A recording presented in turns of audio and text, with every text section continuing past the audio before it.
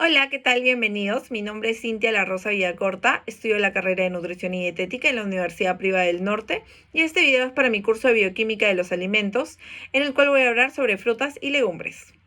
Bueno, en primer lugar me gustaría hacer una pregunta motivadora, una pregunta que llame la atención. Voy a hacer esta pregunta. ¿Los frutos y vegetales son productos vivos? ¿Ustedes qué creen?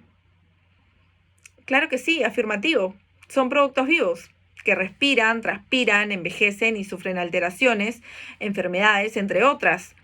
Como son productos vivos, nacen, crecen, envejecen y claro que cada uno a diferente velocidad, porque son diferentes. También respiran, transpiran y de esta manera pierden peso y agua. A través de este proceso adquieren ciertas características como el color, el aroma, el sabor y la acidez. También me gustaría mencionar, vamos a empezar primero con una clasificación general. ¿Qué es el fruto? ¿Qué es un fruto? Es la parte de la planta resultado de la fecundación de un óvulo, como pueden ser tomate, manzana y aguacate. ¿Y qué es la fruta? Es la parte de la planta que se consume como postre, el cual puede ser kiwi, fresa, pera. Y la verdura es cualquier otra parte comestible de la planta, ejemplo el tallo, las hojas, las raíces y las semillas. Ahora vamos a hablar sobre la clasificación por maduración de los frutos. Hay climatéricos y no climatéricos. Los climatéricos maduran después de ser cosechados. Ejemplo, palta, granadilla y mango. Y los no climatéricos son los que maduran en planta antes de ser cosechados. Por ejemplo, el limón, la sandía y la piña. Estos en su mayoría son frutos cítricos. Ahora, algunos aspectos importantes que debemos mencionar sobre los frutos es su textura, su composición, su color, la fotosíntesis que producen y el alto contenido en agua que tienen. Esto es muy importante, el alto contenido en agua que producen los frutos, que tienen los frutos. Es hasta un 85% aproximadamente, es bastante. Ahora vamos a hablar sobre algunos aspectos claves, la respiración de los frutos.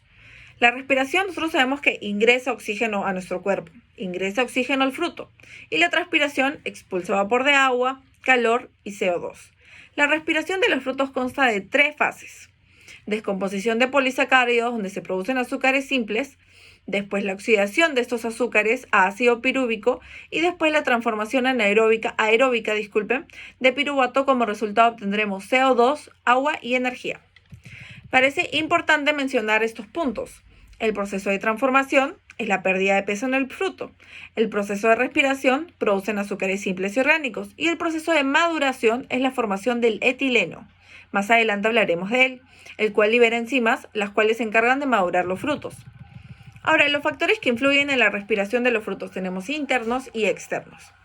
Los factores internos, la composición química del tejido, el cual facilita la respiración del fruto, estado de desarrollo, los estados de desarrollo, los cuales pueden ser jóvenes y maduros, el tamaño del producto, las cubiertas naturales, que son que hacen la tasa de respiración más lenta. Ejemplo, a cubiertas naturales me refiero con lo que cubre el zapallo, lo que cubre el pepino, y los externos pueden ser temperatura y lesiones de los frutos. Ahora vamos a hablar sobre el control de maduración de los frutos. Tenemos maduración fisiológica y maduración organoléptica. La maduración fisiológica es cuando el fruto alcanza su máximo tamaño y el mayor vigor de las semillas, en el cual ésta puede seguir madurando aún después de ser cosechada. Esta fase es no comestible. Y la maduración organoléptica es ese estado de desarrollo de la fruta que reúne las características deseables para el consumo, como son el color, el aroma, el sabor, la textura y la composición interna. Ahora vamos a ver el métodos de control de maduración. Esos son los métodos que podemos evidenciar la maduración del fruto.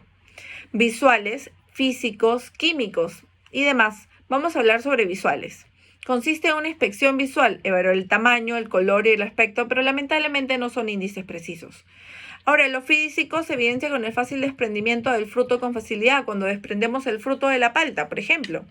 Y los químicos son acidez en la pulpa, contenido de azúcares, y se evidencia que el contenido de almidón que se disminuye en el proceso de maduración. Ahora, sobre el cálculo se observa la cantidad de días transcurridos entre la floración y la recolección del fruto. Se ha evidenciado que el tiempo es constante en la mayoría de los frutos y solo puede ser modificado por un comportamiento climático anormal.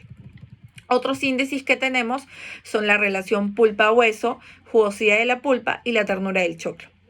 Ahora vamos a hablar sobre el control enzimático, que es lo que mencionaba hace un rato sobre el etileno. Vamos a hablar ahora sobre el control enzimático. Vamos a hablar de las pectinasas, las cuales se encargan del ablandamiento de los frutos. como son los tomates, la palta, la piña y los bananos. Y la catalasa y la peroxidasa aumenta en forma considerable con la producción de etileno endógeno producido dentro del fruto. Glicolíticas, descomposición de azúcares, como su mismo nombre lo dice. Ahora, ¿qué pasa al momento de separar los frutos de las plantas? Tenemos que decir de que pasan una serie de procesos, como son, se deja de recibir agua y nutrientes, cesa la fotosíntesis, continúa la respiración del tejido, continúan reacciones enzimáticas, aumenta la síntesis de pigmentos, aromas e incluso enzimas. ¿Qué sucede en el metabolismo después de la cosecha? Un fruto en proceso de maduración sufre una serie de cambios marcados en el color, textura y sabor que indican que se están efectuando cambios en su maduración y en su composición. Hay de actividad metabólica baja, actividad metabólica alta. Actividad metabólica baja, semillas, raíces y tubérculos, vida útil larga. Actividad metabólica alta, hojas, tallos, flores y frutos, vida útil corta. Ahora vamos a hablar sobre el proceso de hidrólisis. Hay hidrólisis de almidón, hidrólisis de hemicelulosa de pared celular, por ejemplo, de hidrólisis de almidón en plátanos y peras, hidrólisis de hemicelulosa de pared celular en peras y manzanas, y en este proceso de hidrólisis aumenta la glucosa, fructosa y sacarosa. Las uvas, manzanas y peras se acumulan como fructosa. Como ya sabemos, la fructosa es el azúcar de las frutas.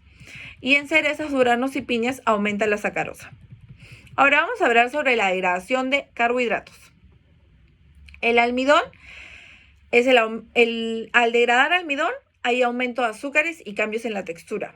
En los compuestos pépticos produce suavización de tejidos y las células y la hemicelulosa debilitamiento de la pared celular. Ahora, por último, vamos a tocar el tema de interrelación de la producción de etileno y la respiración. El etileno es muy importante, pero primero vamos a empezar a decir qué es el etileno. Es la hormona encargada de regular diferentes procesos durante la maduración del fruto. La presencia del etileno es indispensable para dar inicio a la maduración del fruto y está relacionado con las respuestas fisiológicas que se dan en esta fase, como son cambio de color, ablandamiento de la pulpa, desarrollo del sabor, entre otros procesos asociados con la maduración y senescencia del fruto. Ahora, debemos mencionar que la presencia del etileno activa muchas enzimas. Por ejemplo, en la etapa de senescencia, el etileno es constante. La producción de etileno en frutas no climatéricas es mínima y se mantiene constante después de la cosecha. Las frutas climatéricas tienen una elevada producción de etileno después de la cosecha, esto debido a que la fruta aún sigue madurando. Y algunos productos sensibles al etileno pueden ser los frutos verdes, cuales son berro, coliflor, lechuga y plátano verde. Ahora, ¿qué cambios en la textura y el color sufren estos frutos? Pueden sufrir cambios en el color, en el sabor, aroma y textura, como ya le mencionaba, pero específicamente vamos a decir color, cambio de verde o amarillo, cambio de verde a amarillo o rojo, como pueden ser los plátanos, los tomates, sabor, mejor sabor, más dulce, más fructosa, más sacarosa, aromas y perfumes evidentes, característicos de los frutos, textura, un fruto ablandado y suave. Por ejemplo, en textura, ¿qué frutos son crujientes? Manzana, apio, zanahoria. Blandos, plátanos. Firmes, tomate y pimientos. Jugosos, cítricos y peras. Eso fue todo por el tema de frutas y legumbres, espero les sirva de ayuda. Y a continuación adjuntaré una infografía que realicé de manera de resumen, a ver si les puede servir. Muchas gracias.